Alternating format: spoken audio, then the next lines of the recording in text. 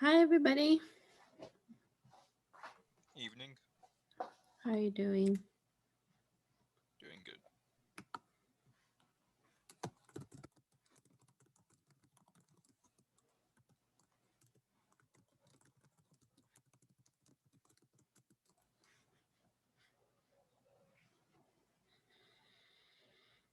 We still have a few minutes before class starts. I posted an announcement for NASA internship.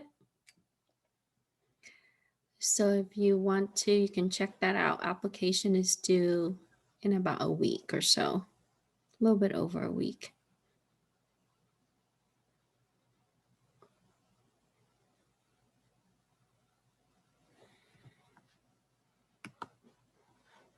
While we wait, you can check out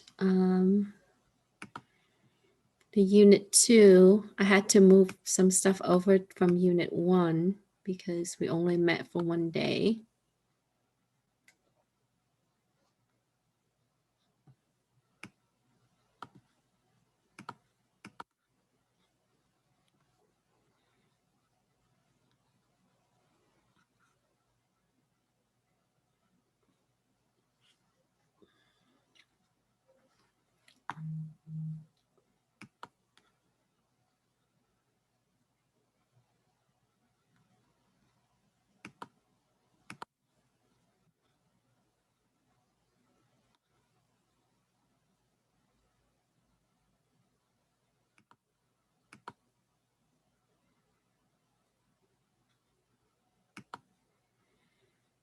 Okay, so if you just join us, I mentioned that there's an announcement for NASA internship. When I find different internship, I try to post it in the class. I believe the application is due on the 5th of March. So if you want to check that out, if you're interested for the summer. And then also, there's a webinar that's happening in a couple of days. So if you like to, you can register for the webinar to find out uh, the application process and the details about the internship. It will be a good opportunity if you get selected. I had a student in assembly when I first, in 2018, he applied for the NASA internship and he majored in math and science, and he got selected. Um, so it will be good for everybody to look at. And then if I find additional internship, I will post it in the class. If we can download also Unit 2 materials while we wait for the next couple of minutes.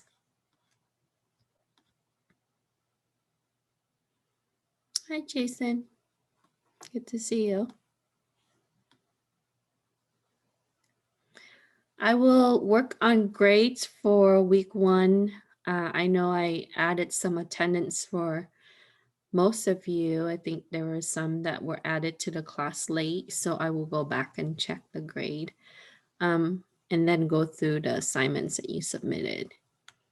Sorry, week 1 has been kind of intense and crazy. I have an upcoming event. I will share with you some information after this week. We're hosting a global solutions for clean water project with IREX. We're teaming up with some overseas university to share solution ideas and design. With it, you can learn how to do 3D design and print.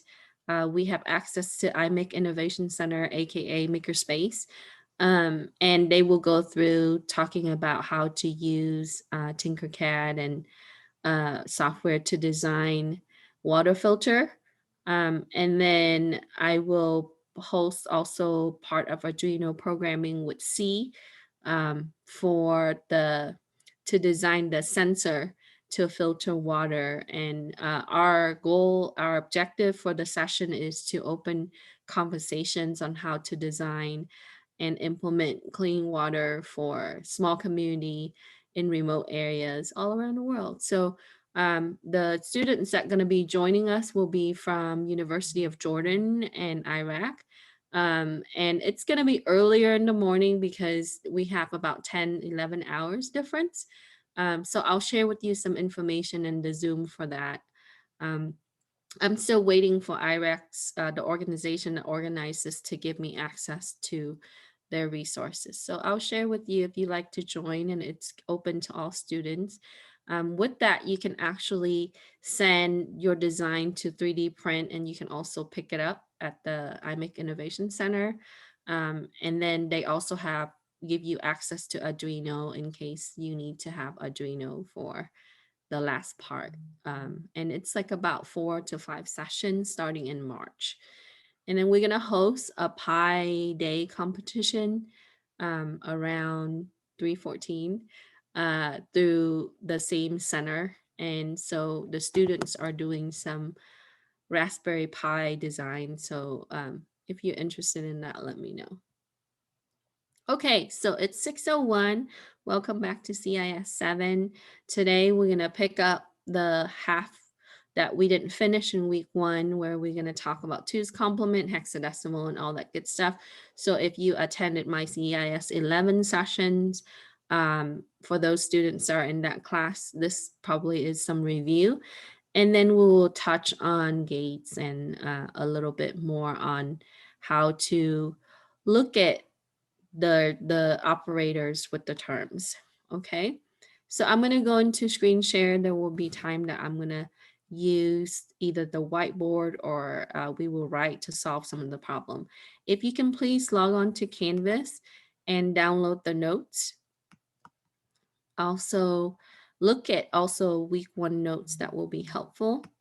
And then we are going to use chapter 2 and 3 notes with logic gates and truth table. And we're going to work on this assignment. I know it's lengthy. I had to combine some of the materials so we can get through all the required content for this class. And this week we are going to start programming. So on Wednesday, I will walk you through lab 2 on how to work with C++. We're going to program short programs, working with some logical operators and things like that. So I will illustrate that and walk you through the process for the lab on Wednesday, if we get everything done today. Okay, so where we left off last week, just to touch base, if you missed last time or we didn't get to cover some of the part with hexadecimal, I mentioned it. I think I went over some of the concept, but we didn't do any exercises with that. So this week in Unit 2 assignment, we're going to start with some of that, okay? So in your assignment to begin with, sorry, I have to flip through my document here. In the assignments, we will start with the binary multiplications. And if you think about multiplication, basically, we are adding the values multiple times. So let's say if you have a 2 plus 2, that's a 4, right? So that means it's 2 times 2. If you have a 2 plus 2 plus 2, that's a 6, or it could be 2 times 3. So the way that we would use our number is in decimal, and in the computer, we would need to make sure that we understand how the computer would multiply. So it would convert everything to binary, like what we talked about last time. And if you look at the first question, it starts with explaining the binary multiplication rule. So in this, we would see that 0 times 0 is 0, very much like our decimal number. 1 times 0 is 0. 0 times 1 is 0, and 1 times 1 is 1, exactly like decimal. So, and since it's binary, we only have 0 or 1 to work with. 0 and 1 to work with. So here's the example. What you would do is you would start with, just like in decimal, you would start with the right digit, which is the least significant bit digit on the second row. And then you would take that, you would multiply it with the top row, from the right side going to the left. So we would start with 1 times 0, that's going to give us a 0. 1 times 0, that's going to give us a 0. 1 times 1, that's going to give us a 1. Then we move to the next left. So the second digit here on the left, we're going to start again from the back and we're going to go to the left. 1 times 0, now I'm in the second row, is going to be 0. 1 times 0 is 0. 1 times 1 is 1. And since 0 multiplied by anything is going to give you 0, we can skip that, or if you like, you can write out the 0.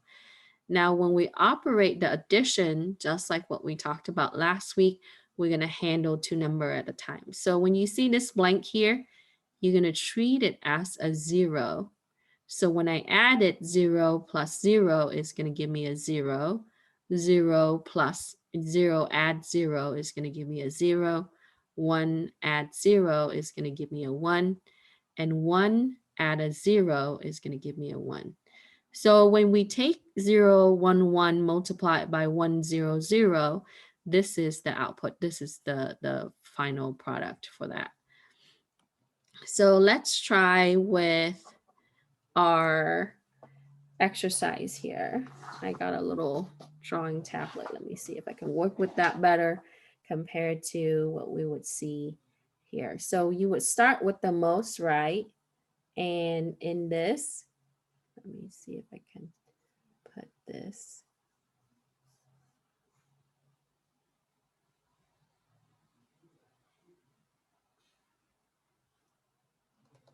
over to here. Oh. See, I messed up already. I'm just trying to, let me get that fixed. Okay, let me, I can draw on the screen. So on the next one, we would start with a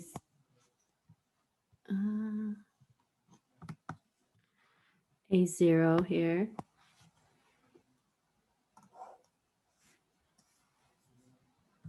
You know what? Let's stop share. I'm just gonna go to the whiteboard. That's better. Okay, so let's take our problem from the assignment. And then we are going to use the whiteboard.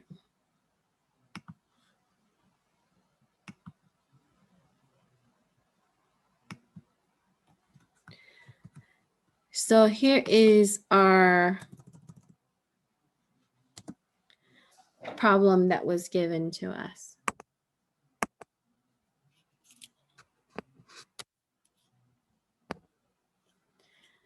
Then what we need to do is we are going to start with the most right, which will be the 0 times 0. So from there, what we have is 0 times 0 is 0. Sorry, I need to be better prepared here. And 0, so everything from the first row with the multiplication, anytime you time a 0, you would get a 0. So what you would have is, I'm trying to get another stylus here and see if that works. You can simply write the 0 for the first row, or what you can do is you can skip that and then move over to the left.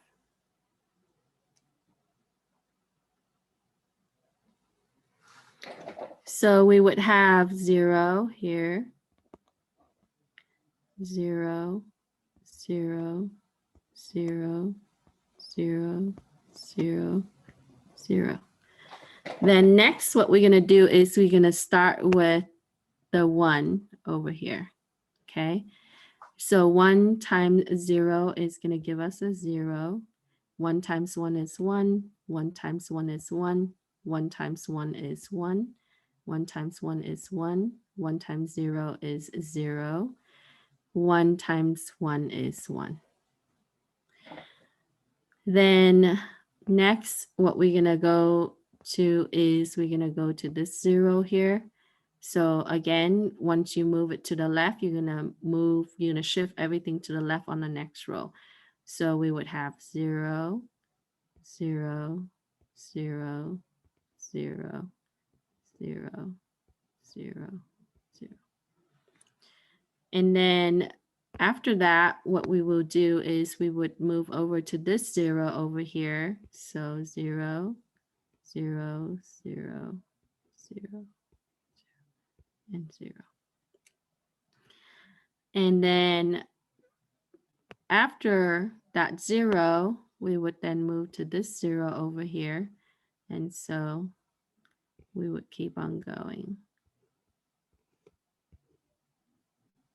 Let me see, 2, 4, 6, 7, 2, 4, 6, 7.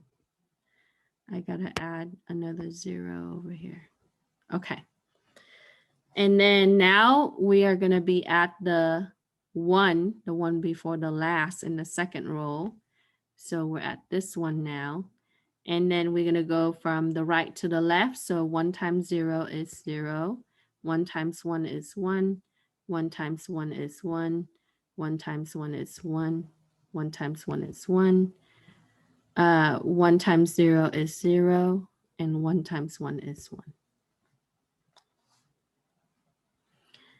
And so lastly, we're going to have the one on the left. So we're going to have 0, 1, 1, 1, 0. Let me see. Oh, I'm missing a 1.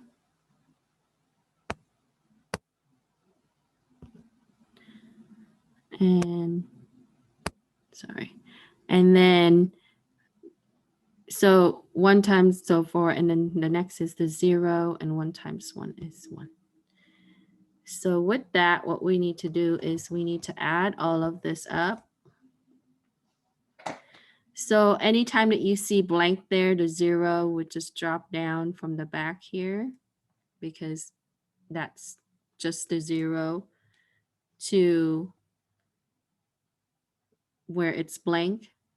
And then 1 plus 0 plus 0 plus 0, that's going to give us a 1. This is going to give us a 1. That's going to give us a 1. That's going to give us another 1. And then we have the 0. And so now when you get to this area here, okay, then you have to do a carry. So ultimately, when we get 0 plus 1 plus a bunch of 0, we would get a 1. And then 1 plus 1 is going to give me a 0 with the 1 carry. And 0 plus a 1 is going to give me a 1. Just like what we did last week. So if you think that it's difficult to do the column with multiple rows like this, you can try to do 2 at a time and then add them together. So if you can do it in your head real quick, then you can do that, or you can just handle 2 rows at a time. 0 plus 0 plus 0 plus 1 is a 1. A 1 plus a 1 is a 0 with the carry. 1 plus 0 plus 0 is a 1. A 1 plus a 1 is a 0 with the 1 carry. A 0 plus a 1 is a 1. And then next is we're going to handle this carry. So 1 plus 0 is a 1. 1 plus 0 is a 1. A 1 plus a 1 is a 0 with the 1 carry. A 1 plus a 1 is a 0 with the 1 carry. And 0 plus a 0 is a 0. And then a 1 plus a 1 is a 0 with the 1 carry, and that 1 drops down. So ultimately, we would have, let me redraw that. We would have this as the multiplication for our question 1.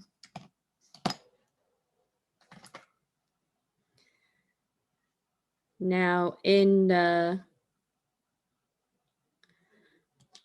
assignment, it requires that you also do the next one, so similar to what we've done, you're going to start with the right side, multiply it across from right to left, write out the result there, start, and then go to the next digit to the left. We're going to shift it 1 to the left side, just like what we did with the decimal number. And you're going to keep on going. Once you have all of that multiply out, you're going to add them and make sure that you implement the addition rule with the carry in case that it carries. I have a question. Sure. For the assignment, do we have to write out all the work, or can we just write the answer? Because this spacing, it gets like Yeah, I know up, and it's hard to get the spacing. yeah, you can just type out the answer, but for the test, it's just multiple choice or the quiz. So yeah, I'm fine with you typing out just the answer, but I want you to know how to do it. Okay. Okay, thanks. Yeah. Any other questions?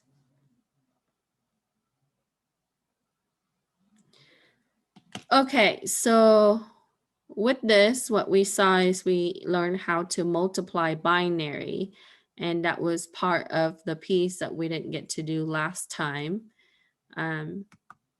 So for the assignment, go down to the B and you can complete B following the same approach that we talked about. Okay. So complete that, and I'm going to let you do that so that way you know. And as I just answer the question, you can type out the answer because I know the spacing and the shift, and you know, so you can just put equal and then the output. Now, if you missed last time, you can use the calculator to check. And we wanted to use the mode programmer in this calculator. And there's other mode that you can use for other classes like graphing scientific. The standard one is normally set up by default if you open it up, if you haven't changed it. But if you change it to programmer, the way that you would use this is you would, if it's in binary, you select binary and type in your values, and then you can use the operator or the sign here to add. Okay. And important to kind of keep in mind is the size on how you wanted to show your answer. This is quad word, where this is going to be 64-bit, where it's going to be very large in length. And if it's not a negative number or a sign number, it's going to not fill it up. So sometimes if you change the mode to display, a word is 16-bit, a byte is 8 bits, quad word is 64, and the double word is 32-bit. Okay. Sorry, I think I didn't switch the share screen. So you can see the size of the output. You can set that here, this little button. You can change it by just clicking it. So if I wanted only 8 bits showing, so on the test, it would ask for you to convert something, and then the output would be either a byte, a word, a double word, or a quad word. So double word is 32-bit and quad word is 64-bit. Word is 16-bit.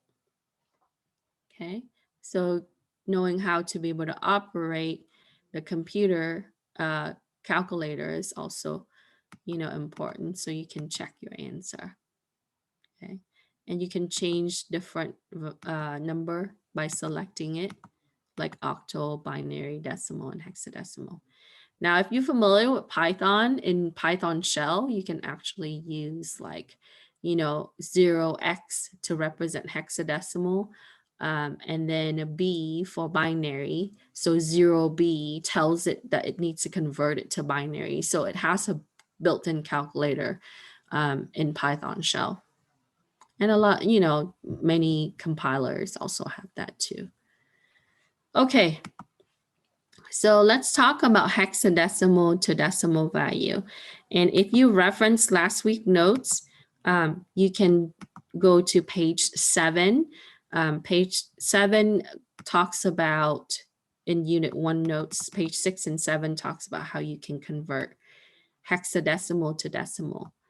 So in hexadecimal, here, I think I posted this table in your notes. So for decimal value 0 through 9, that's going to be equivalent to hexadecimal 0 through 9. And if you don't have this table, if you have access to the internet, you can also find ASCII table, which gives you the hex column, the decimal column, and then the ASCII equivalent. Then binary, that would be this. When you have a decimal that's a 10, our number that's a 10, in hexadecimal, that will be A, and 11 is B, 12 is C, 13 is D, 14 is E, and 15 is F, and so forth. And this is the conversion for the binary. Okay, so now in when we're looking at the question that's given to us for 21B in hexadecimal, so when you see a base number like this, that would represent the number system that value is representing. So what we would do is we would start with the most right, which is going to be B. Okay. So, and you can start with the left, but in the case where the number is larger or there are more digits to work with, I want to make sure that I increase the exponent accordingly. So I'm going to start with B, and B is going to be 11 in decimal. So what you would do is when we convert this to decimal, we would take that B and we would multiply it by 16 to the 0 power, because we know that B is 11.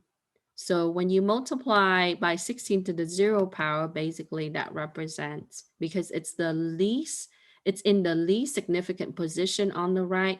So you would start with the 0 exponent, and since it's hexadecimal to decimal, we have to multiply it by 16 to the n. So starting from the right side, that will be the exponent 0. So this is going to give us 11, because 16 to the 0 power is 1. Then we're going to move left to the 1, which is the next digit. Sorry. So here at this point, what we need to do is we're going to take that 1 and we're going to multiply it by 16 to the first, because now we're going to go 1 left. So we're going to have to increase the exponent from the previous digit, which is B, and we're going to increase it by 1. So the next digit, we have to multiply it by 16 to the first, because it's the second rightmost. So that's going to give us 16. Then after that, what you can do is you can go to the last digit here, which is going to be 2. Oops. 2.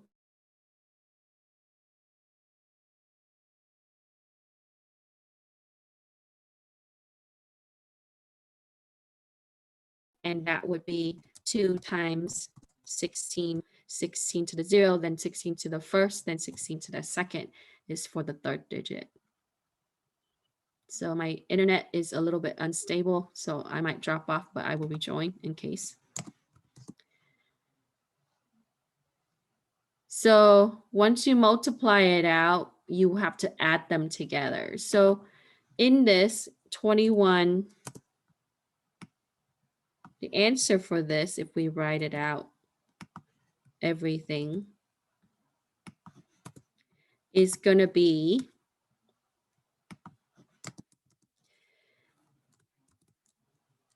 we would take this one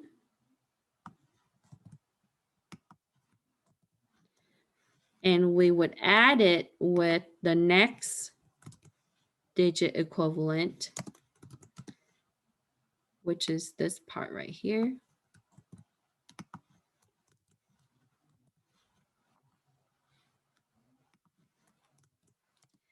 and we would add it with the last digit equivalent.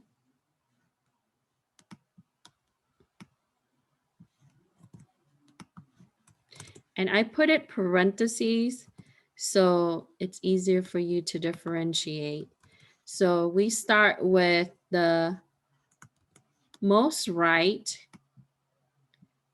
We multiply that to 16 to the 0 power. We add that to the next digit equivalent, which is 1 times b to the 16 to the first, plus the last one, which is 2.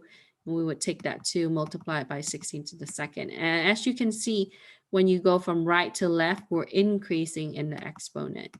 And since it's hexadecimal, 2 decimal, we would use the 16 to the power of n as we move from right to left. Okay. So multiply everything out, add everything together, and you would have your result.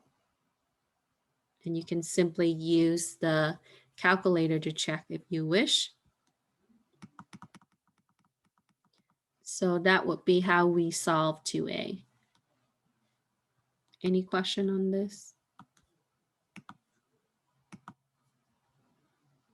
Now for the quiz, I don't use Lockdown Browser for the quiz, but for the exam, I do use Lockdown Browser. And on the Lockdown Browser, I only enable Scientific Calculator, not the programmer mode. Lockdown Browser doesn't have the programmer mode anyway. So you do have access to the calculator if you need to multiply things out. Okay. Then based on what we just discussed, you should be able to solve B for number 2. Start with the right, that will multiply by 16 to the 0. And as you go left, you're going to increase the exponent by 1.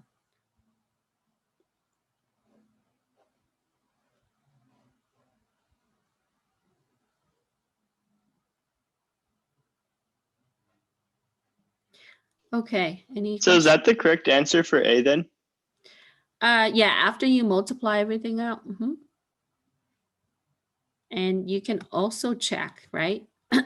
Here, I choose hex 21b, and then I would see in my decimal is 539. So once you add everything up, it should be that. Okay.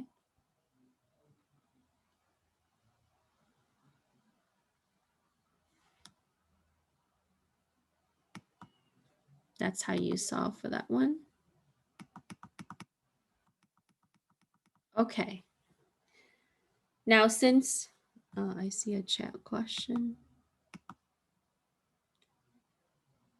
Yes, you can put, that's correct. When you put your answer, right? Like, let's say I put, was that 539?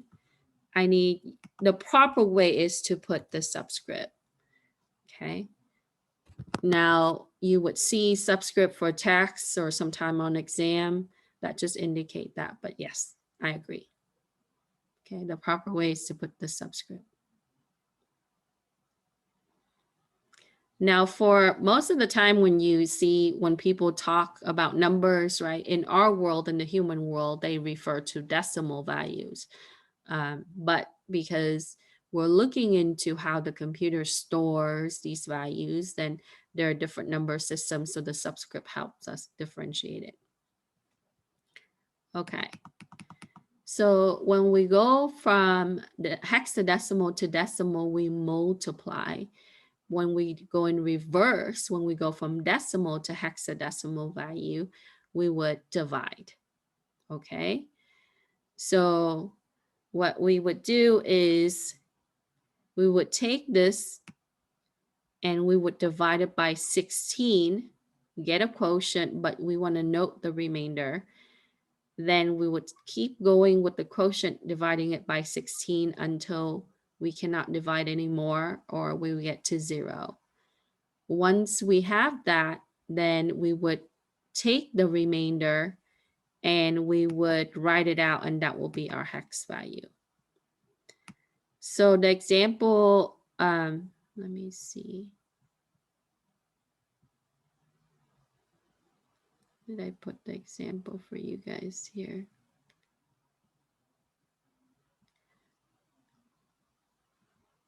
No. All right. So what we can do is we can work this out so you can see.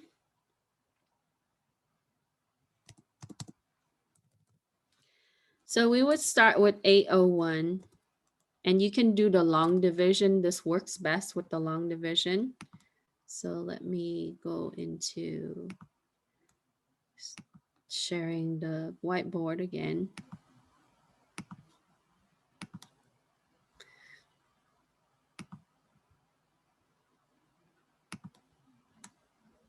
Okay. So we start with 801, and Miss Nguyen, yes. that question you just had on the board, the one we were doing earlier on the binary, Uh-huh. a few of us other students got some different answers. We got 1000 111 111 1100 on that original question. The multiplication? Yeah, on the multiplication of the Sure. two binary questions, we got a different answer. Okay. Yeah, just want to let you know. I'll come back to this at Okay. the end. Yeah. Okay. Yeah. Sorry And about then that. I'll check with you guys' answer. Okay. Okay. Yeah, no problem. Cool. Thank you. I might have misaligned it when I did it and when I added up. So I'll come back to that. Sorry, this bug is okay. So we're in the whiteboard. Let me see here. We would start with 801, and then we're gonna go ahead and divide it by 16. Okay. So at this point, what you wanted to do is you wanted to get a quotient with the long division and then put the remainder out, make a note of it. Okay. So take 80 divided by 16, that's going to give me what? 5. And that subtract evenly. So we would have a 1. So here, that will be a 0. And then that will give me a remainder of 1. Oops. A 1. Okay, sorry. And then with the quotient, we would continue to divide. So we then would take 50, that was from the quotient, and we would divide it by 16 again. Okay. Then 50 goes to 16, what, 3? So that would give us 48. 50 subtract 48, that's going to give you 2 that's left, so 2. And at this point, we're not done, even though 3 is less than 16. So we would have, next is we would take the 3 and we would divide it by 16 again. And as it's less than 16, we would have 0 with an R3. Okay. So what you have is these are going to be your hex value. Okay. The 1, 2, 3. Now let's check this real quick so you can see. So if I have a decimal, that's going to be 801, right? See how the hex value is 321, okay? Because remember that this is the last step that's going to go first. So 3 is going to be the first number because it's the last step. Then the next number, which is this one here, that will be 2. And then the first step is going to be the last number. And if we want it to be proper, then we put a base 16. So 801 in decimal is going to give us 321 in hexadecimal.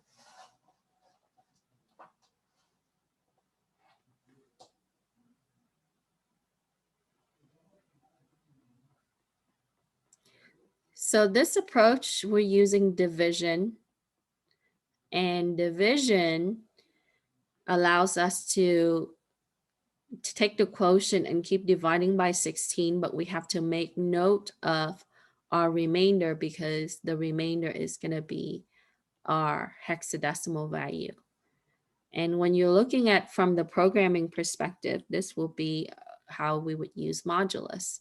If you write a conversion program from decimal to hexadecimal, you would apply mod and we do mod 16 because mod is going to give you the remainder and the remainder is going to be your output for the hex value.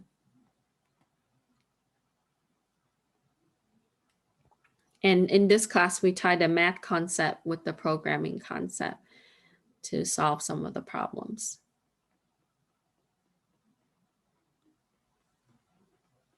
Okay. So with this, what you can do is you can attempt the next question, which is a larger value. Okay.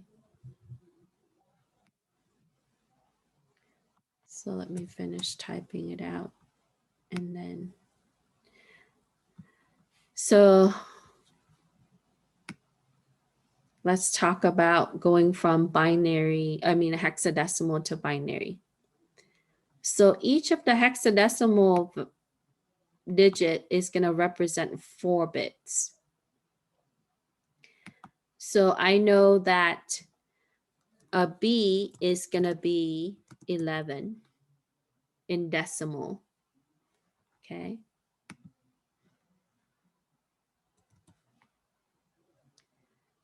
And 11 converted to binary with the 4 bits, that's going to be an 8, a 1 plus a 2 plus an 8. So that's going to be 1, 0. It's going to skip 1, 1. Or you can look at the chart that I provided. Then the next digit here is a 6. So a 6 in hexadecimal is going to be the same as a 6 in decimal because 0 through 9 is the same. So in binary, if we need to represent it in 4 bits, we would need to see which value in decimal equivalent to add up to be 6. That's a 2 plus a 4. So that will be 0, 1, 1, 0. Because this is a 1, right? This is a 2, 4, and then 8. Okay. And then lastly, we would have a 1 in hexadecimal, which is going to be equivalent to 1 in decimal. That would give us just 0, 0, 0, 1. And as you can see, each of the hex digit is represented in 4 bits. Because if you have all the bits turned on, it will reach 16 in the 4 bits or half of a byte, which is, what we would use because 16 is the base for hexadecimal. So with that, when we write it out, right, starting with B, you have 1, 0, 1, 1, and then 6, 0, 1, 1, 0, and then 1, 0, 0, 0, 1. And this is your answer. Now, some people, they prefer to go from hexadecimal to binary and then decimal. Then you just add up the value that has the ones on top. That will be fine instead of multiplying it out. That might be easier for you. So it really depends on your preference.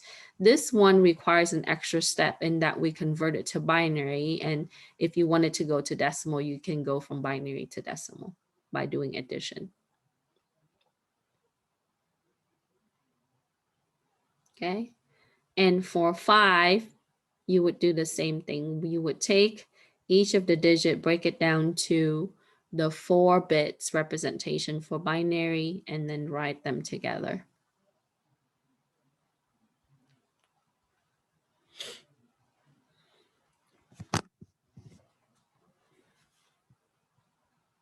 Any question with this?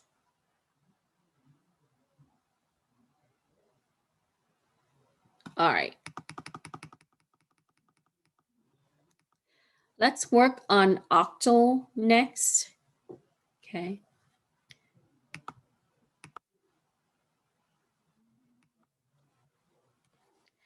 So on octal, octal is used for older system where the length or the size of the storage would be less, something like 8 bits. So octal, you would see this is written as a base 8. Now we need to go from base 10 to base 8. And in the notes, there's some information about the octal before the two complement. Sorry, let me get to the octal portion here. Okay. So if you look at chapter 1 notes or unit 1 notes, you would find octal systems starting on page 7, the bottom of 7 going into 8. So in this example, they go from octal to decimal where you multiply it out, just like how you did it in hexadecimal. But in this case, because it's base 8, you would multiply by 8 to the n, starting with 8, 0, and then move left 8, 1, and then 8, 2. So that's if we're going from octal to decimal. Now, in our question, you can use the division method like what we've done with hexadecimal, and it should give you the proper output. But I wanted to show you on how you can convert it to binary and then go from binary to decimal. So in this one, what they did was they showed this in binary, and this is equivalent to 23 in octal. And notice that for the octal, because if you add up the decimal equivalent, if all the bits are turned on like this, that's going to give you 8. Okay. So when you have 2, 3 for the base 8, the 2 is represented with 3 bits. So for the octal, it's 3 bits. For the hexadecimal, it's 4 bits. Okay. So the 2, because it's a 2, then you would have 0, 1, 2, and then so the 2 is turned on. For the next one, it's a 3, so the last 2 bits is turned on, the 1 and the 2 is turned on, and that's how that's represented. Okay.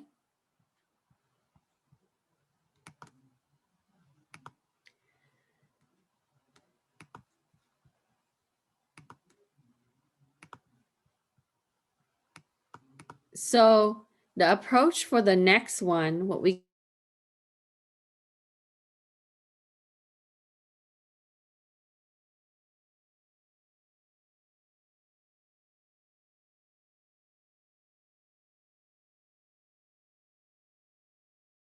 okay, let's try that.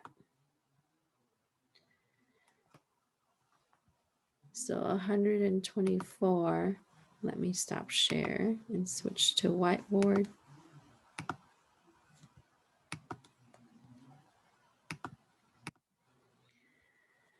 So we have 124, and we need to divide that by 8 to start. Now, if you divide this, you have a 1, we have 44 left, so 15 with an R4.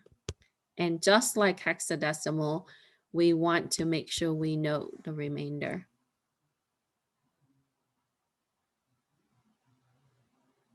Okay. And then you would take 15 and divide it by 8. And that's going to give us 1 with the 7 remainder. So R7. We're not done, right? Not until we get to 0, even though this is smaller. So on the next step, we would take a 1 and divide it by 8. And that's going to give us 0. This is our last step. So when you see that the quotient is smaller than the 8, the next step is going to be your last. So that is, so 1 divided by 8 is going to give you 0. So when you mod 8, you're going to have an R1.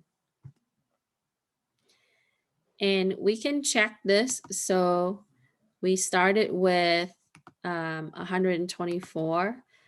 So in the calculator, if we put in the decimal 124, right, we would see that the octal is 174, okay?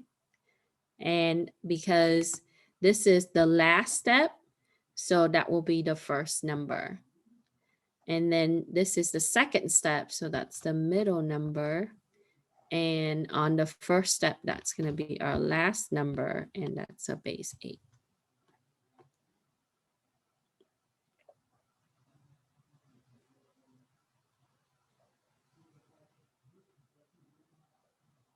Okay.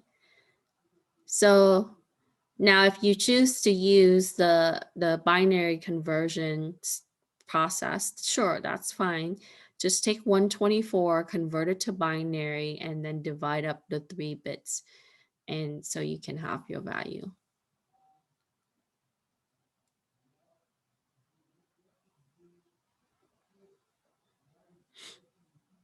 Are we okay with this? Any question?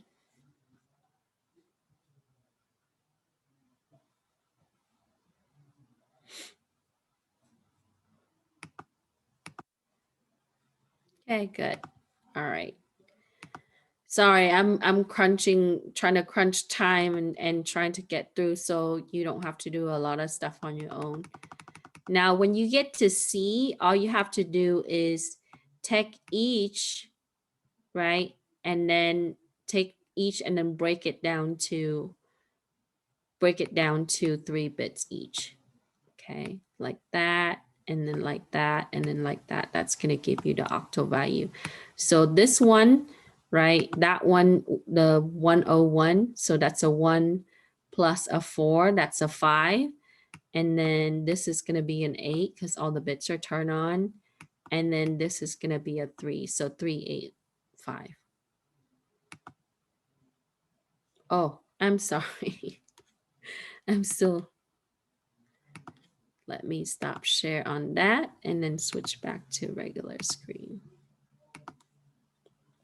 Yeah, as I mentioned for C, start with the right. Okay, so that's a 1 plus a 4, right? Because it's only 3 bits in the octal. That's going to be a 5 here. Okay, and then on the next 3, that's going to be an 8 because it's a 1 plus a 2 plus a 4. I'm sorry, that's going to be 7. 1, 2, 4. Yeah, 7. And then so 5, 7, and then on the last one, it's a 1 plus a 2, so 3. 3, 7, 5. Okay.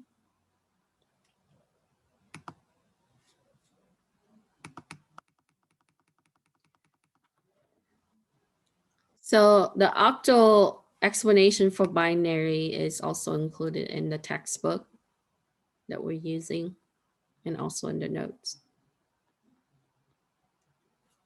So break it to 3 bits and then add up the decimal equivalent for the ones that have the 1 on, and you would have that. Okay. So let's talk about 2's complement. I touched on this in the lecture last time, but I just want to jog your memory.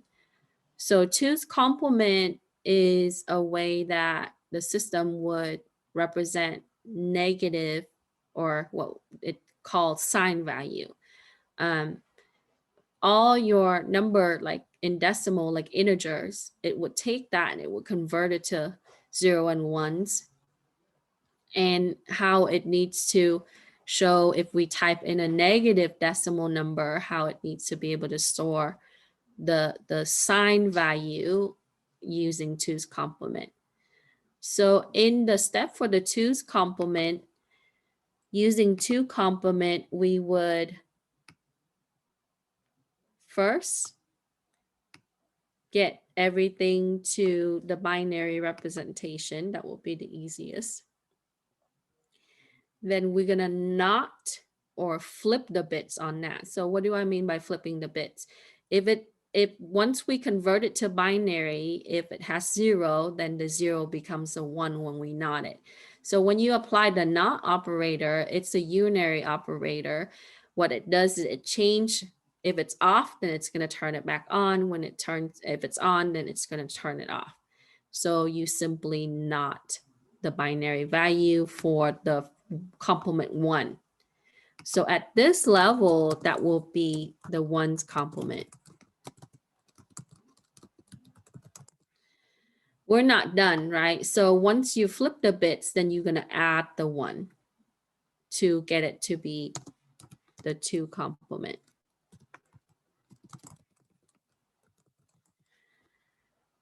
Okay.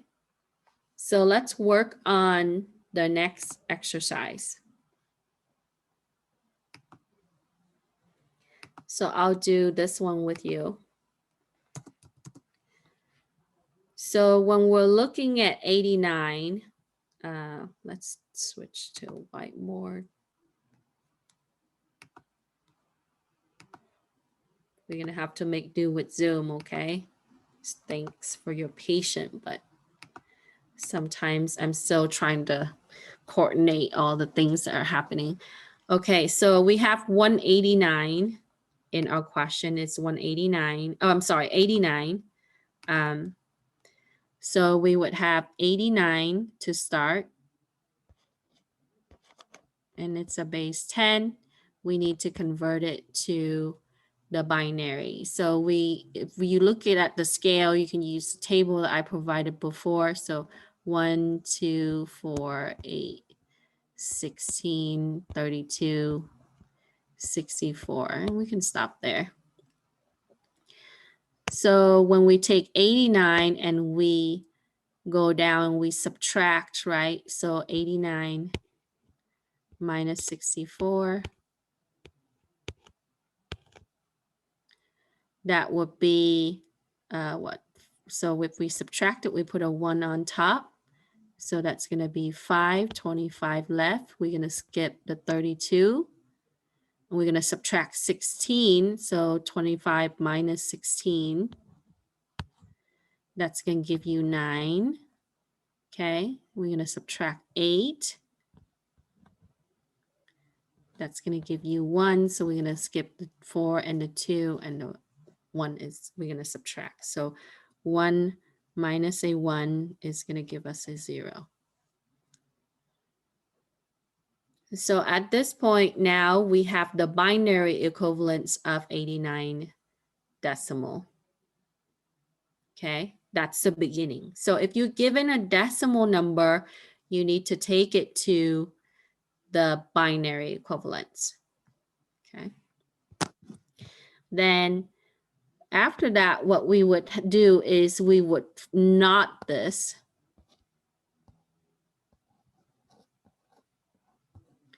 I mean, we flip the bit. So the first bit on the left here is a 1. We would then take that and convert it to 0. So 1 becomes a 0. The next digit is 0. That's going to become a 1. 1 is going to become a 0. And then the fourth one is going to become a 0 when we operate with the not. The 0 becomes a 1. The 0 becomes a 1. And the 1 becomes the 0. So at this point, we have the first complement. Okay, we're not done. To get it to the 2's complement, we need to add a 1 to this binary. Okay, so what we would do is we would then plus a 1 here. And that's easy because it's like adding 0, 0, 0, 0, 1.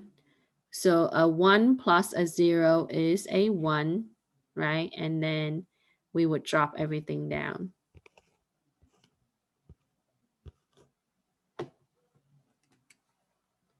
Okay. Now the calculator, it's going to omit the 0 in the front, but that's okay. So this is the 2's complement of the value that we started with, which is 89. Okay, now I wanted, so everybody okay with this before I flip screen and show the calculator? Okay, so take decimal to binary, take the binary value, flip it or not it, and then do a +1 and you would have the 2's complement. So make sure you know how to do this for quiz tests, right? Future classes, that's very important. I go over this in my assembly class because they're gonna work with binary and hexadecimal and using when assembly programming.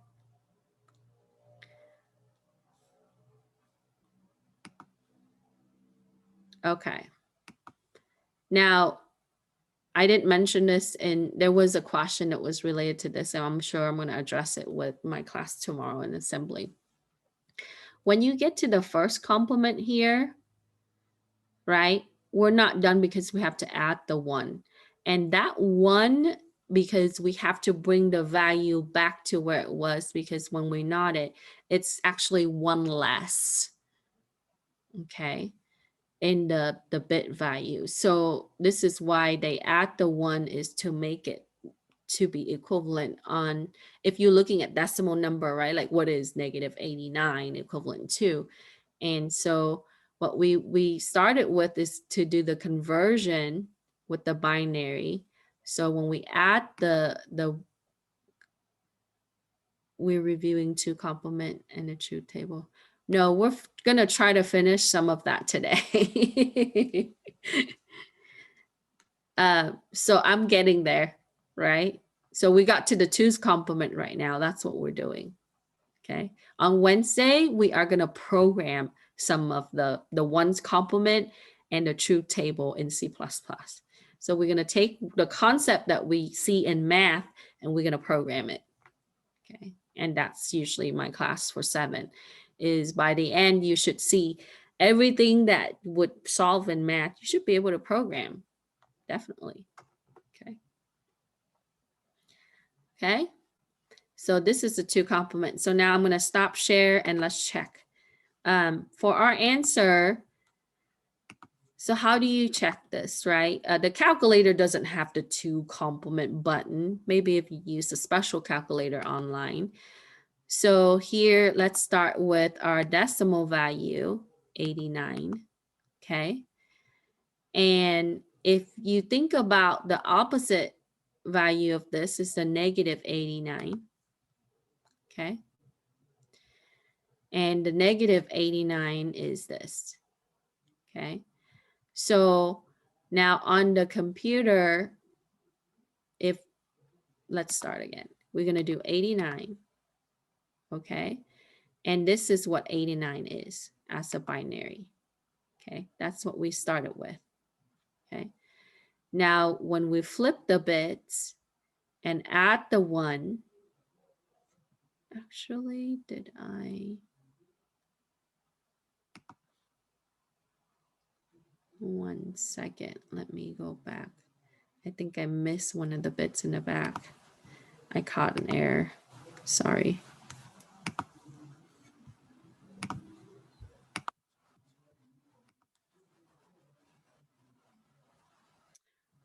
Oh yeah, that's right, because when we knot it, it's that. Okay, yeah, never mind. Okay, so when we check it on the calculator, you can take the 89 and then if you plug it into, you put the negative sign in front of it and convert it, you would see how that would be in the value here. Okay, so we started with the 89 and if we put -89, you see how it puts that here? When it negates it, it signs it. And if we bring it down to the byte size, okay, the byte size, this is going to be the equivalent.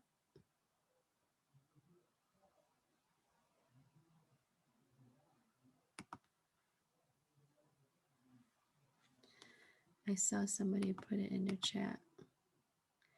Wouldn't bitwise not in calculator in the programmer mode do the same? Yes, Eric, that is the same.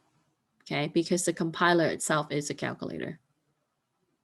We're going to do the bitwise programming where it does the conversion for us. Okay. So when you check for the answer with the negative 89, no, I mean the calculator. No, I mean the calculator can do that clicking on the bitwise drop down. Oh yeah, right here.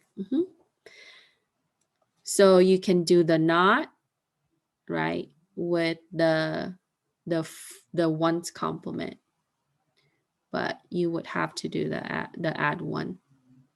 Or when we do a negate with the decimal number, it's gonna not it, and then it's gonna so yeah. So what Eric is saying, okay, I understand you. So when we start with the decimal number like 89 like this, right, and then you would use the operator, not it, right, which is this binary, and then you would do a +1. And yes, that will be the 2's complement of it. See, negative 89. Okay. Good point. Thank you. But yes, we would also do some C++ programming with bitwise.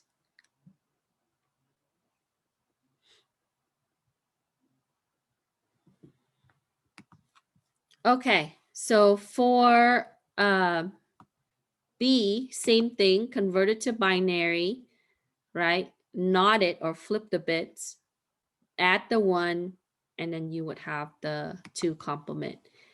C and D, it already gave you the binary, so you can simply not it and then add the 1, and you would have 2's complement. When you not, that's the 1 complement, and when you add the 1, that's the 2 complement.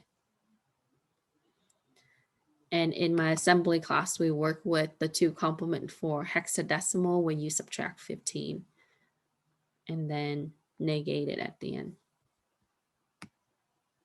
You still do an add 1 with the hexadecimal too. Okay, so work on B, C, and D for number 7.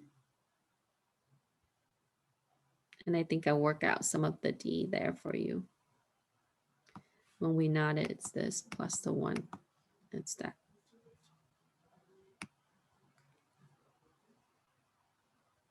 Any question regarding 2's complement? Okay, so next we're going to talk about logical operators. You see this a lot in C++ programming and other languages, right? For C++, you can use the AND operator, right? For the AND, when you have a false, it's going to be a false. So anytime that you have a 0 in the mix, it's going to be a 0. And the only time that it's true is if both sides of the logical operator are true. Okay. So needs to be inclusive there. So you have 0 and 0, you get a 0. 0 and 1, you get a 0. 1 and 0, you get a 0. So anytime you have a 0 in the mix, you would have a 0. And then a 1 and a 1 is a 1. Okay. So let's do this one together. I'm going to erase this.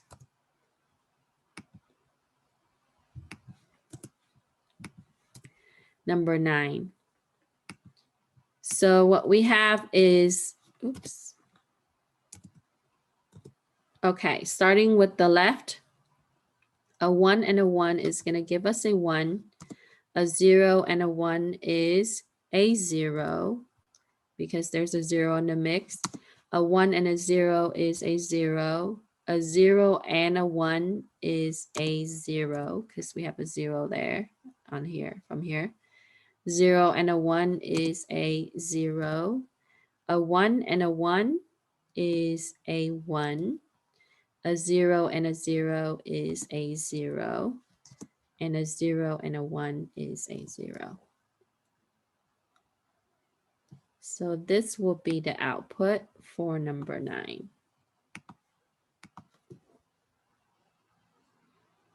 And this is different than addition, right? This is applying the logical and. And is in C++, we would see double ampersand symbol to use as logical and. So this is just straightforward. Yes. Oh, okay. So you just go down and you said 1 and 1, that's a 1, 0 and 1 is a 0. So anytime you have a 0 in the mix, it's a 0. The only time it's a 1 is they're both 1 for and. Okay. And the symbol that you see people use, and in our textbook, you would see that it's an upside down V for and. So that's mathematics symbol. Okay. For my tests, I like to use this so it doesn't confuse the student because you have to remember the symbol. You have to remember a lot of different things. So I would say this and this. What's the output? And you can use your calculator to check as well.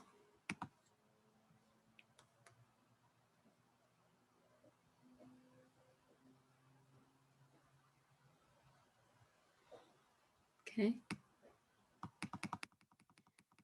So 10 is similar to that, right? Same technique. Just go straight down. You AND them together. Anytime you have a 0, it's a 0. Anytime you have a 1, it's a 1. So with that, what we can see is how we can apply the AND operator, and at bitwise, this is what you see in binary.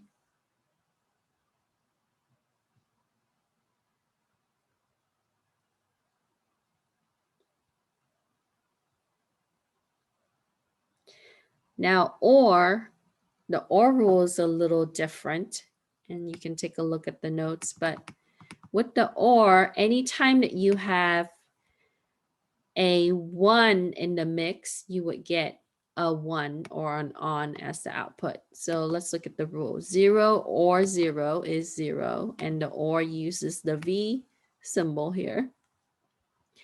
0 or 1 is going to give you a 1 because here Q is 1, right? And the next one, 1 or 0 is going to give you a 1, and then 1 or 1 is going to give you a 1. So we can conclude that with the OR gate, okay, at least one input for on is going to give you a 1 or an on output.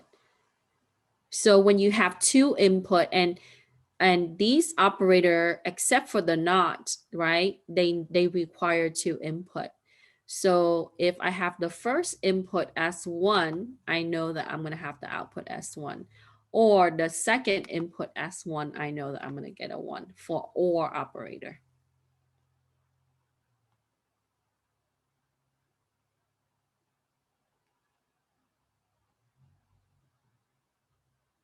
Okay, so for 11, as long as you understand the rule for OR, you can just summarize it. I just put down in one sentence. You can find it also in the notes. Okay. Then for 12, we need to determine the output using the OR operator. And very much like, I'll do this one with you. So very much like the AND. So we just go straight down, right? 1 or 1 is going to give us a 1. 1 or 1 is going to give us a 1. 0 or 0 is going to give us a 0. 0 or 0 is going to give us a 0. 1 or 1 is going to give us a 1. 0 or 0 is going to give us a 0. 0 or 0 is 0. And 1 or 1 is 1. So when we take a value and we OR it with itself, the same value, then we get this the same thing as the output. It is itself.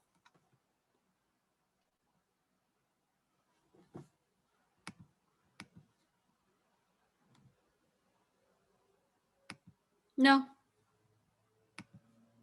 Like I said, if you wanted to type it next to it, yeah, I just do it the spacing so it's clear for you to see. Okay. I don't require the spacing if you wanted to type it together. No, no spacing is fine.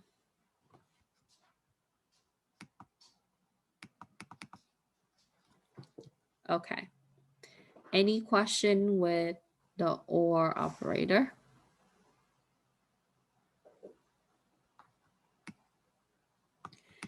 And then for 13, you can try that, but I show my work here as I work that out with the previous class. Just go straight down. Anytime that has a 1, you get a 1.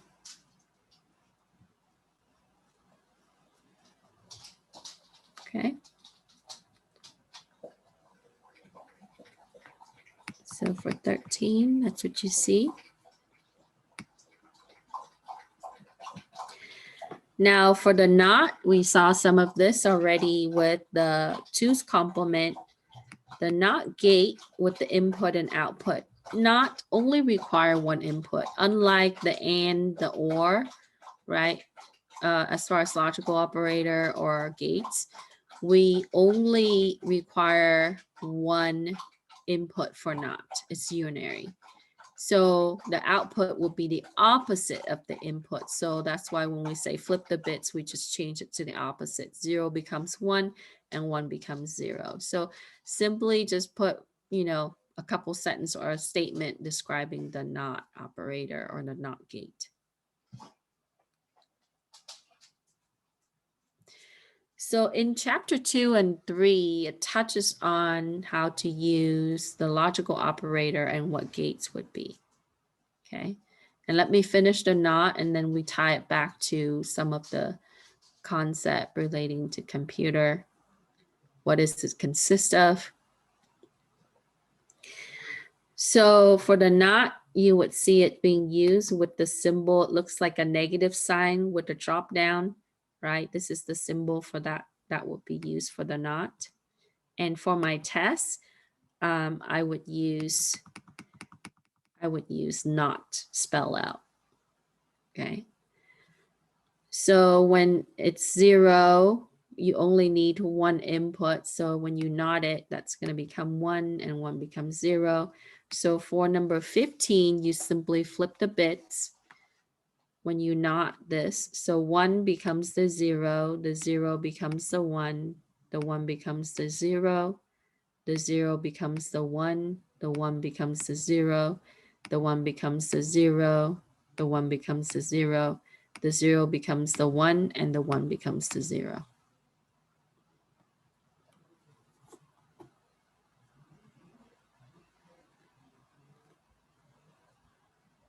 And I know that you have programming classes where you've seen truth table many times, right? Throughout your time taking computer programming or computer science classes. But just to clarify and making sure, because this class, we're going to look at the details and applying the theorem and the laws and how we would go through and write our program using some mathematical concept. Any question regarding NOT? Right, using the exclamation point in C++. Something like in the loop where you say while this is not equal to. Okay. Now touching back, and this gets into the chapter 2 and 3. So at the beginning, it talks about how logic gates are constructed as transistors. And if you're looking at transistor counts over time, if we look at transistor counts for our processor, right? I pulled up a website, so I'll give you an idea real quick. So what does a transistor really look like? It would look like this, sometimes smaller, right? It would have the prongs like this. And for the so when you're using your logical operator in C++ programming, right? This is what's being used to give you the output, okay, through digital circuit. Now for,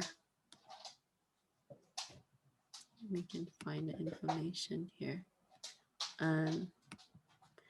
If you ever search for transistor counts, so transistor counts has changed drastically. So if we're looking at a processor that was created, I want to say, let's say they start documenting this in the 70s, right? Some of your parents are as old. I'm in this area. I was born around this time. So if you're looking at some of the processor, like the Intel processor that was produced back then, if you're looking at the MOS transistor count, it's in the low thousands. Now, taking that to the modern day, okay, and they track these. So let's say that, let's look at a processor that you probably would know well. Even on the Intel level, say around here, okay.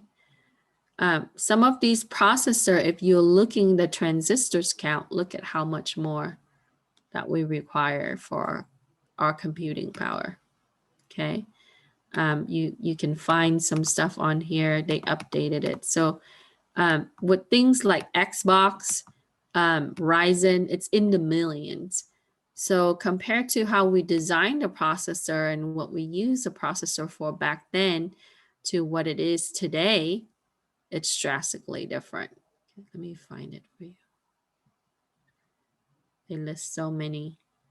If you're into like GPU, they also, okay, here's the Ryzen, here's the Xbox One, right? And this is 2017. So Ryzen 5 was about, development was about here. I think it picks up with different generation now. And then if you're looking at the AMD EPYC, right, look at the transistor count, drastically higher, okay? If you have like Snapdragon for your smartphone, right, or some of the mobile devices, here's the Apple A12X, okay, Bionic. Look at the transistor count. So over time, we saw the increase in transistors and how we use that for processor. And that comes back to how we write our software, how we have instructions. So our instruction sets grew much larger than when we started in the 70s, okay? So that kind of give you a general idea how the improvement in technology, and when we break it down to the low level, you know, the logical gates or the logical operator, the gates that we work with is ultimately transistors. Okay, for 17, we can put down that AND gate NAND, which is not AND. How are they different? So the NAND gate output is the opposite of the AND gate. So it's basically the opposite of AND. It's not AND, right? Not after AND. So it would operate the AND first and then take the result and flip it or not it.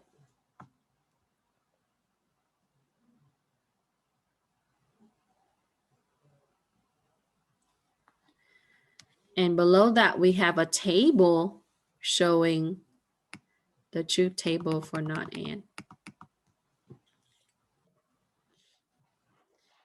So as we mentioned in 17, we said that NAND is the opposite of AND without the N, right, for Nancy. So when we do this, what you would do is you would take these values, right? To do it manually, you can AND it and then flip the bits, or you can use the truth table here. So we would say that NAND 1 is going to be a 0. 0 NAND 1 is a 1. 0 NAND 0 is a 1, right? And then 1 NAND 1 is 0, 1 NAND 1 is 0, 1 NAND 0 is a 1, and 1 NAND 0 is a 1.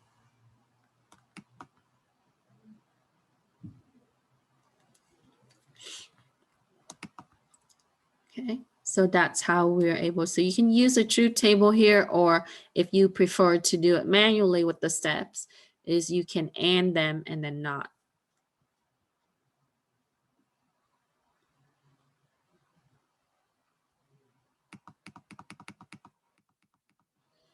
And we would use the same technique to solve for 19.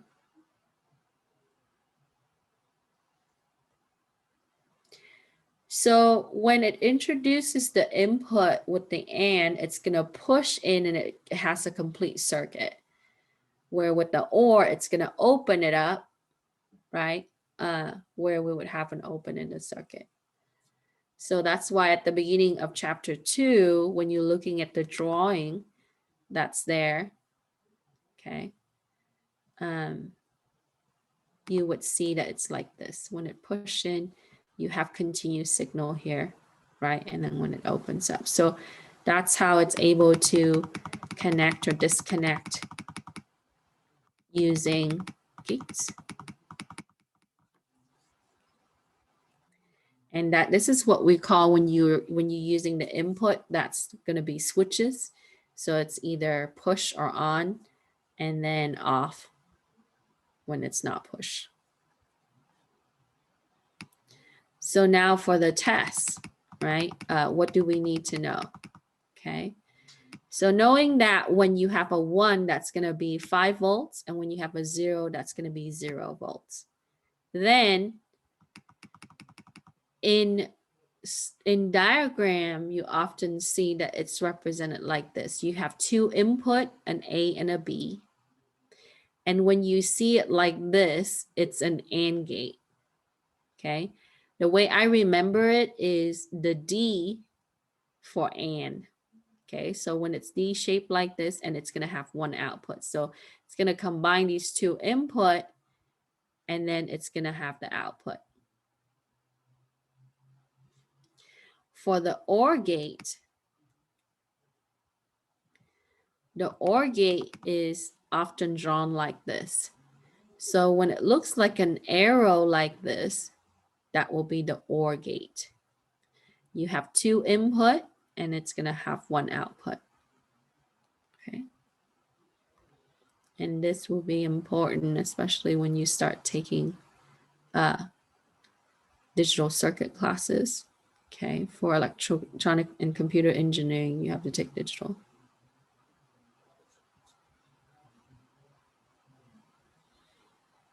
Okay. And then in my assembly class, I touch on this week. Now, what about the NOT gate? So the NOT gate is drawn like this, where you would see the triangle and then there's a bubble. So whenever you see the round bubble for the gate diagram, that will have some form of NOT. So if we're doing a NAND, that will be the D shape with the bubble, okay, for the out. So make sure that we know what this looks like. So this is a NOT gate.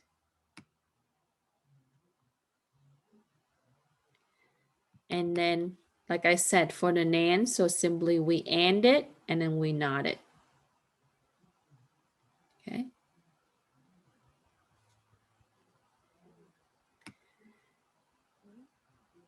And for the NOR, we OR it and then NOT. Okay. So this one is an OR and then the NOT. So for the NOR, the NOT OR. With exclusive OR,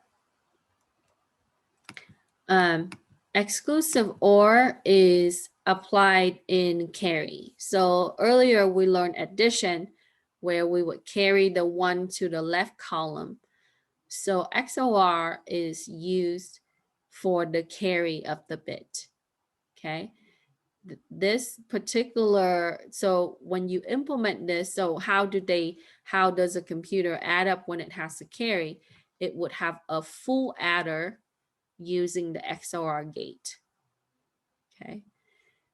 So in case where 2 significant bits are added together that would have a carry, it will implement that as an adder, with using the exclusive OR gate. Okay, so you see it would be drawn like this. Okay, and with the exclusive OR, we have a strike in the back here with the OR. And if you have a half adder, you would simply have an exclusive OR with an and this is, you know, together you would have a multiplexer. Okay, so here it explains a little bit about ripple carry adder, where you would bring the bits to the left column when you carry that bit for the corresponding bits to its left. And then it will be drawn something like this with the full adder. So this is how it's able to produce, right, the result that's appropriate just simply using gates in the processor. Okay, so this is what we see as a multiplexer or a MUX. I used to make my assembly student draw this out so that way they know, but this semester I'm not using it, but I have a simulator produced for them or used for in case they need it. So any question with this? So let's see if we can answer some of the next few questions. We're almost near the end now. So we have about 30 minutes left. So for the next number 20, describe the construction of the not OR gate or the NOR gate. So NOR gate is the opposite of OR gate. NOR is not of OR output. So we can OR it together and then apply the not operator to give us NOR.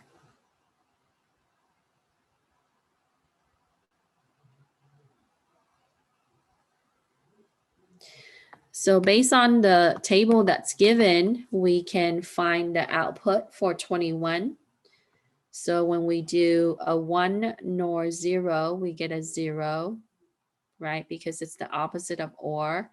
The 1 NOR 0 is 0, 0 NOR 1 is 0, 1 NOR 0 is 0, 1 NOR 0 is 0, and so we would get all zeros as output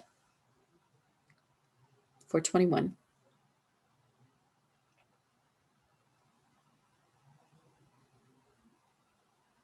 Any question?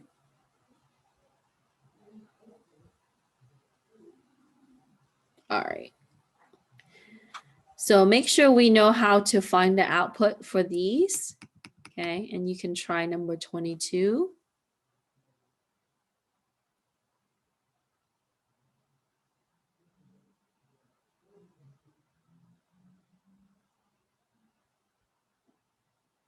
Next week, we're going to go into sets.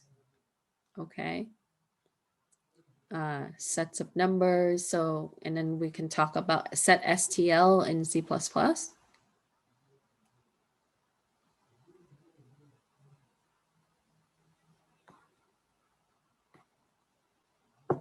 Any question? Hey, not so bad. I still have some spare time. So let's see. Here, additional truth table with the rules, the AND, the NAND, the NOR. Logical equivalent. And then there's some laws that were applied for proof of this. So let's familiarize with this. So with the cumulative law, you have P and Q is the same as Q and P. P or Q is the same. And then associative law, right? You would have P and Q and R is the same as P and Q and R, changing the placement of the parentheses. Distributive law, then when we apply the operator to the inputs with the Q and the R. So we have P and Q and P and R from this. Okay. Then identity law, if P and T is going to be P, then P or F, which is false, is going to be P. So as you can see, there are mathematical laws that are implemented, and then the De Morgan law with the not operator here, right? So we would distribute the not operator with the P and Q, and that will become or not Q. So the proof, it shows you how the laws are implemented for the proof. For example, 3.1. Unlike your calculus class, I'm not going to require you to prove this, but please look at your notes and go through the chapter and try to understand what is explained. Let's talk about forms, normal form, and how we would distinguish between conjunction and disjunction. Okay. So, and some of these questions will pop up on the quiz and the test.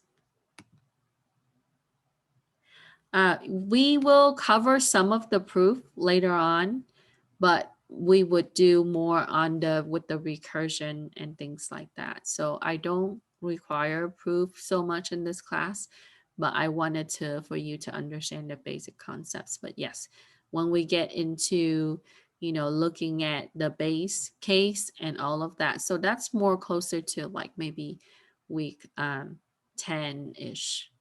Okay.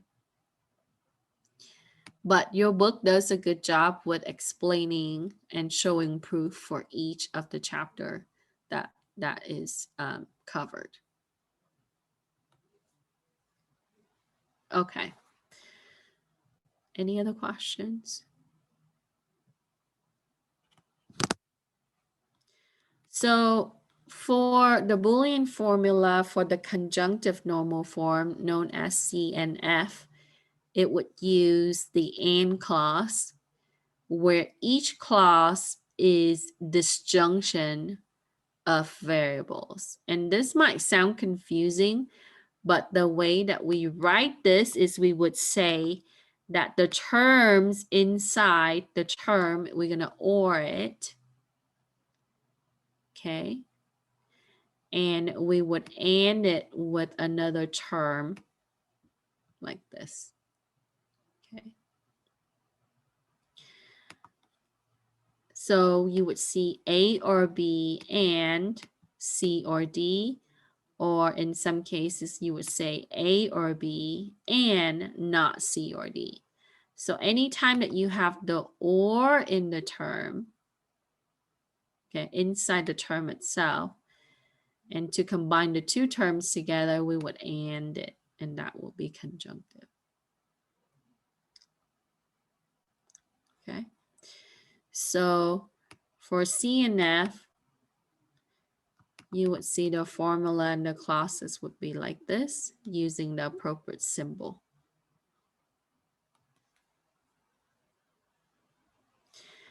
Now, you notice that the AND would tie the terms together. So A or B, and not B and A.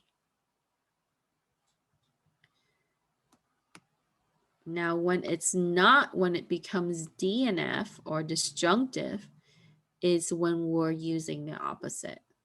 So in the case where if you're looking at this example, you would have A and B or not C.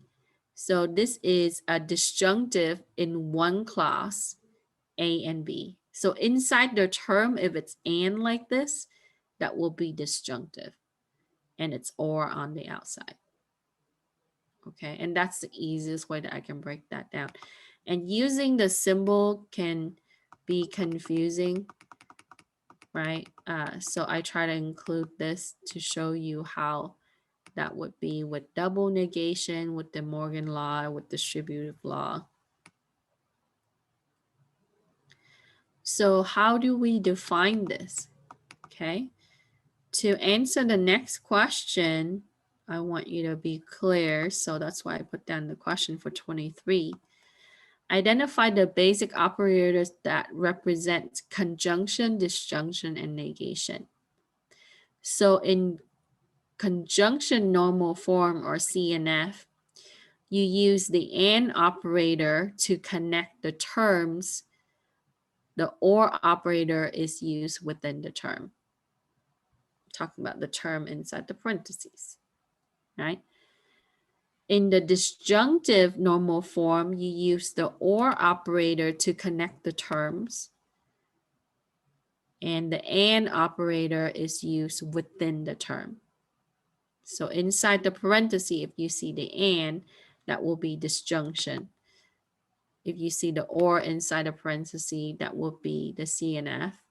And if it's using the AND operator to connect the terms together. For the negation, it would use the NOT operator for either CNF or DNF.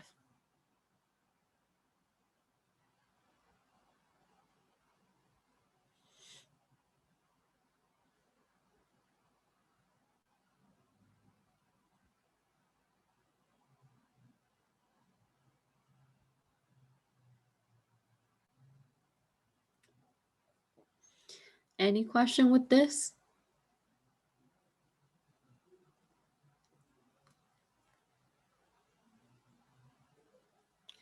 So then we would apply it with number 24, right? It asks you determine if this is conjunction or disjunction. Okay, so when we interpret this, we would simply say not X or Y or Z and X or Y or Z, since we have the or within the term. Okay, the or within the term, the and connect the two terms together. This will be your CNF.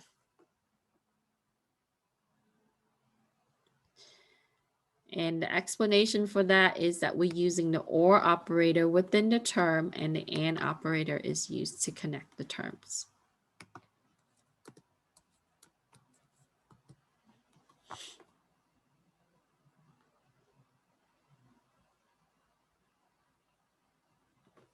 Okay, any question?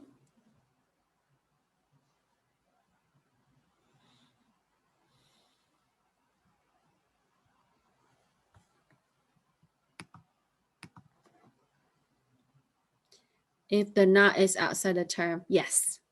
If you apply the not, which is this symbol outside of the term, then that will be a negation. And it could be the negation for CNF itself, right? Yes. Based on distributive law, we would distribute the negative sign or the negation across. And that simply applied the not of the output with the CNF. So good question, right? And taking a look at the table, so I think I provided the table there. So for exam and quizzes, make sure we can distinguish the difference between CNF and DNF, how the operators are used within the term and outside of the term. Okay. And you would see something similar like this. And it's going to ask you to select the appropriate option that would describe the given case.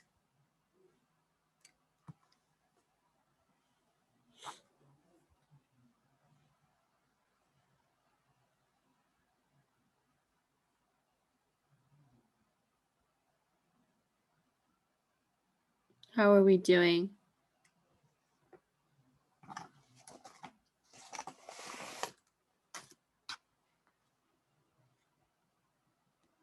Okay.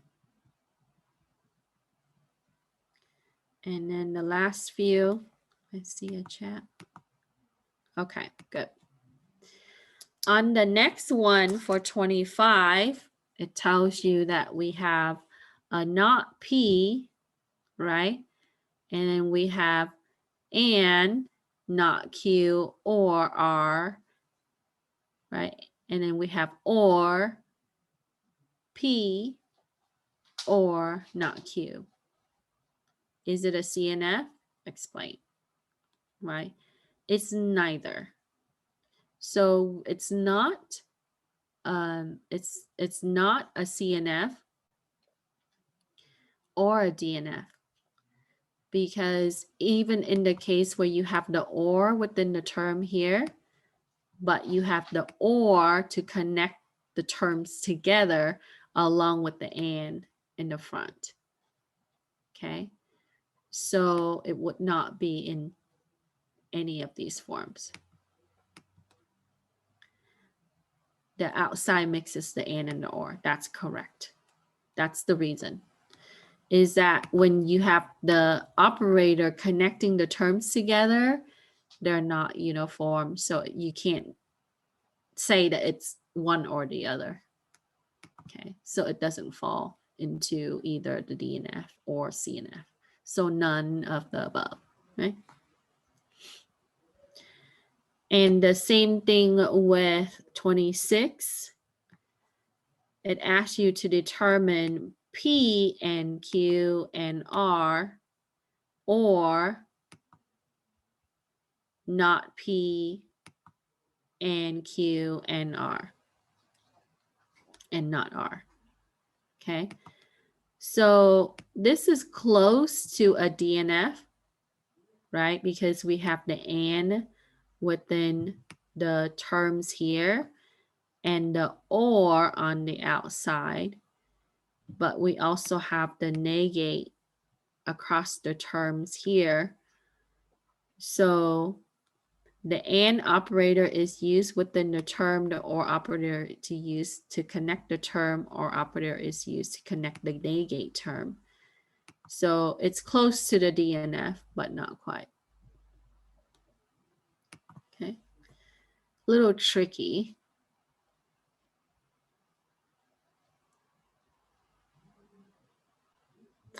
Because if you look at the following table, you would see how that would be applied. Kind of close to this one.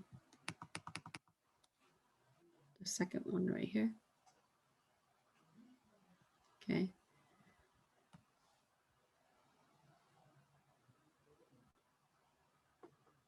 But it is the opposite in the case where it has the mix again of the and the or combined. So we can't say that it's one or the other.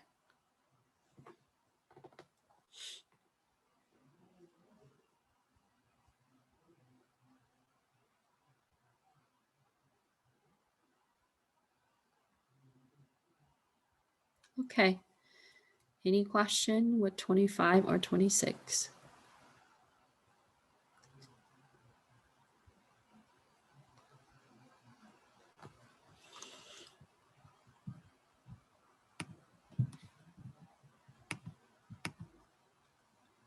Okay.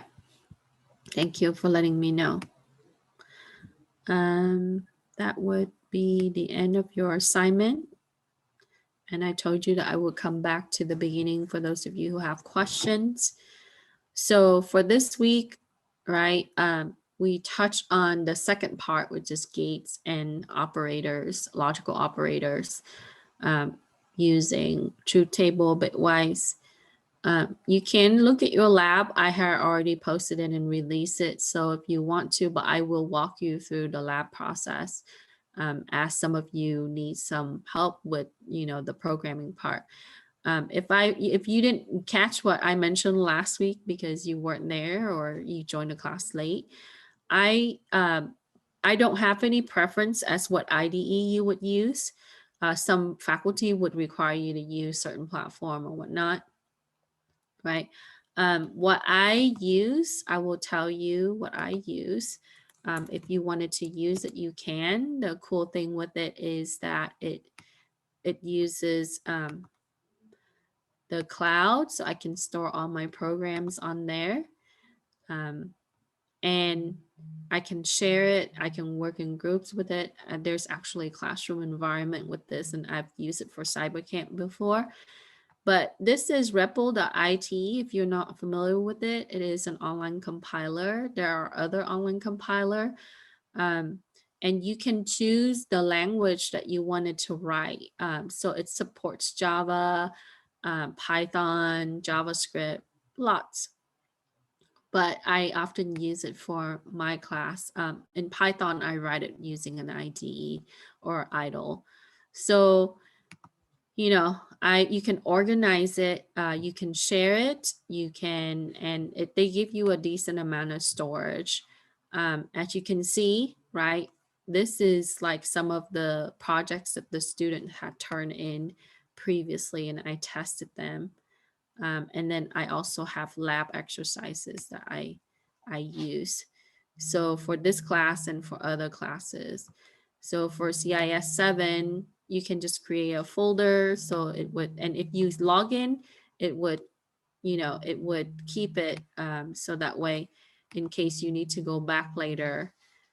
So for example, this is one of the program for the insurance using the AND operator. And I use the same one for my, so when you run it, you write it, here's the editor side, and then here's the output. Okay. And you can choose, so if I wanted to, I can stop it. So if I wanted to be able to write another program, I can choose the language by clicking the plus.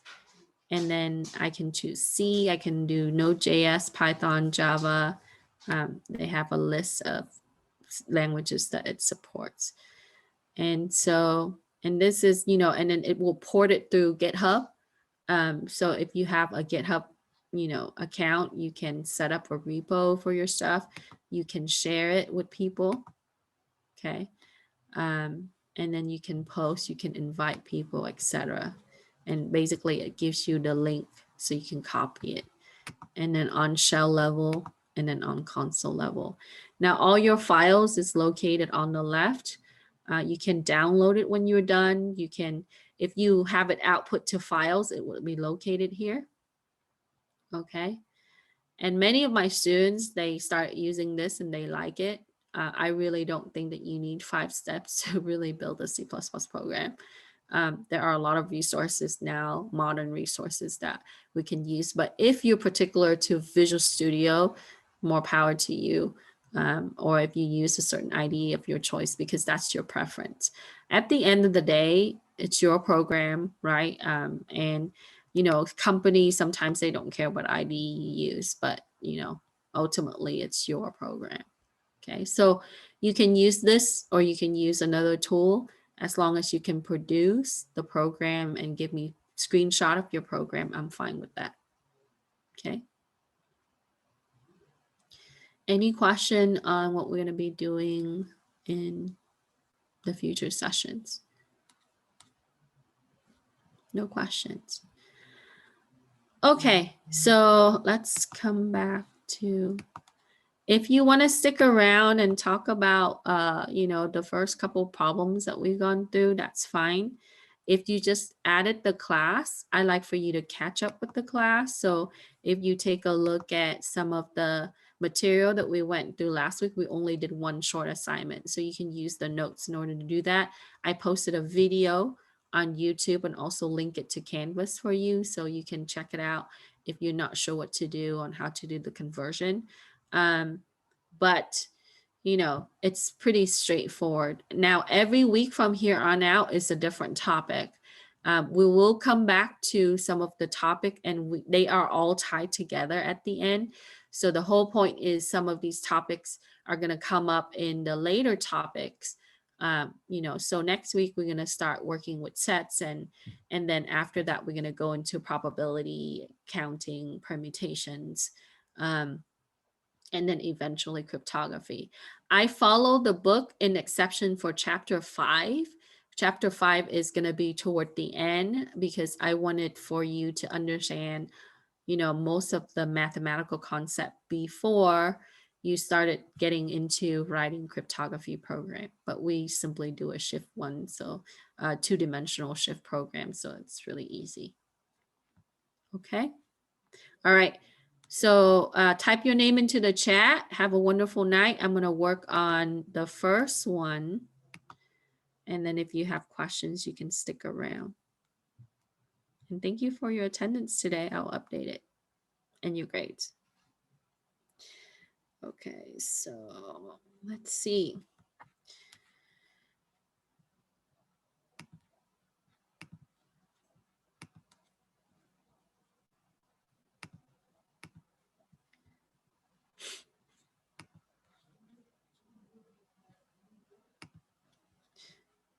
Let's look at number 1.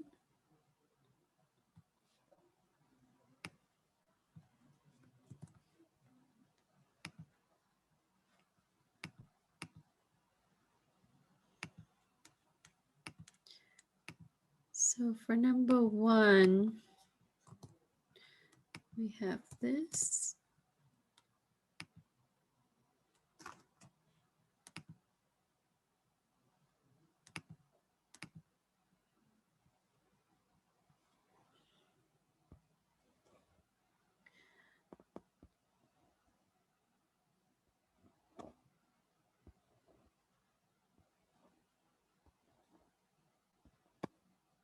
We have the 0 for the first row and then the same for the next one because it's 1. So 0, 1 times 1, 1, 1, 1, 1, 4, 0, and a 1.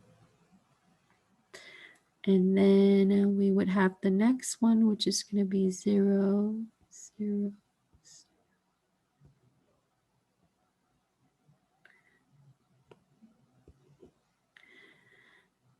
And the next 0.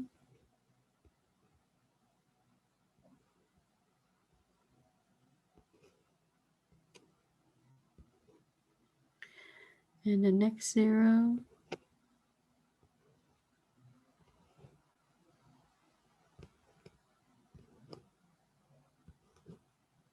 Seven.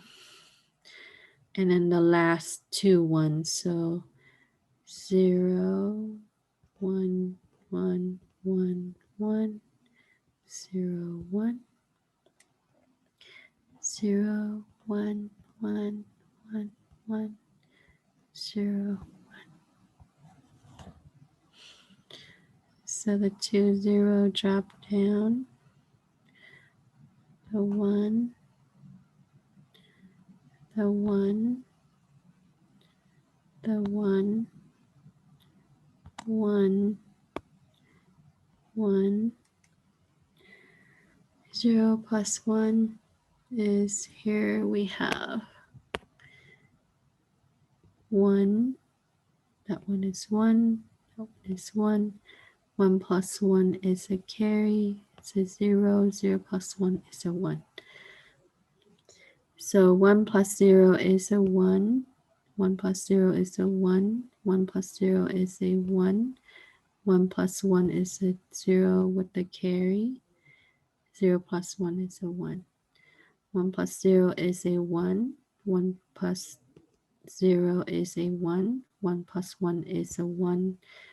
A 0 with the 1 carry. 0 plus 1 is a 1. 1 plus 0 is a 1. 1 plus 0 is a 1. 1 plus 1 is a 0 with the carry. 1 plus 1 is a 0 with the carry. 0 plus 0 is a 0. 1 plus 1 is a 0 with the carry and a 1.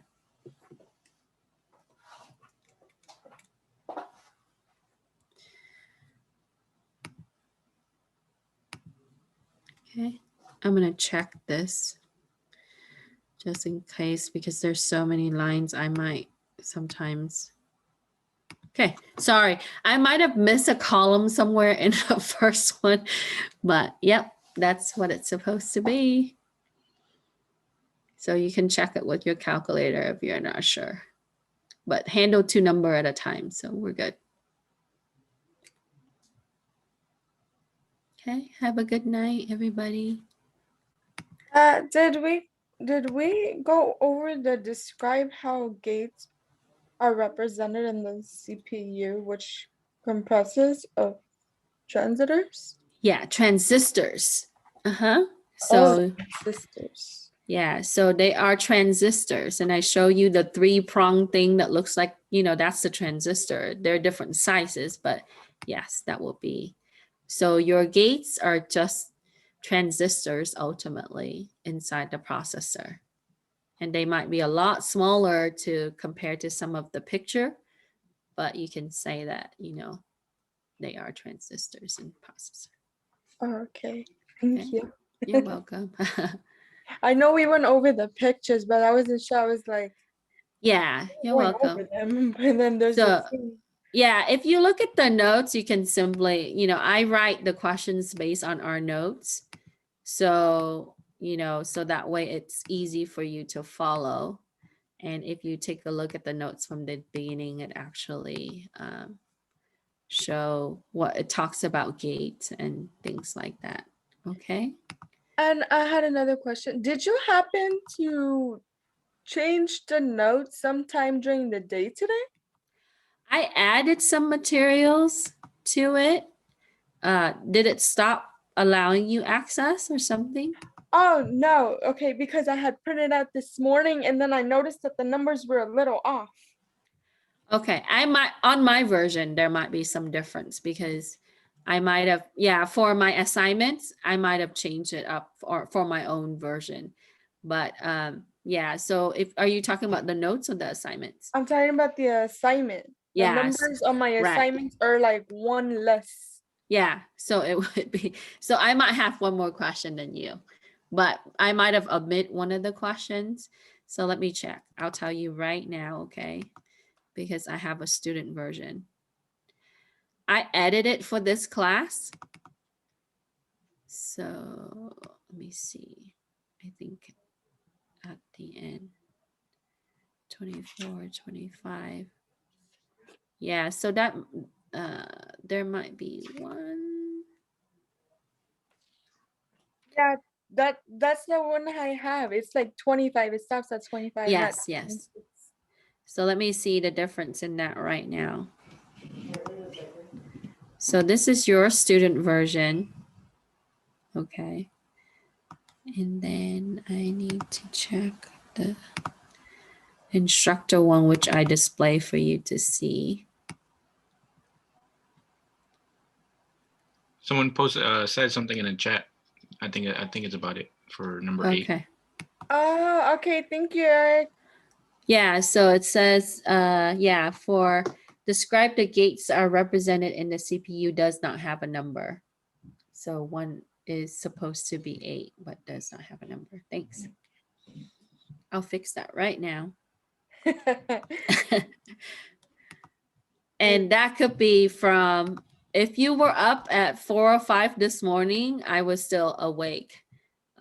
So that was because I just have a lack of sleep somewhere throughout the day. So sorry about that.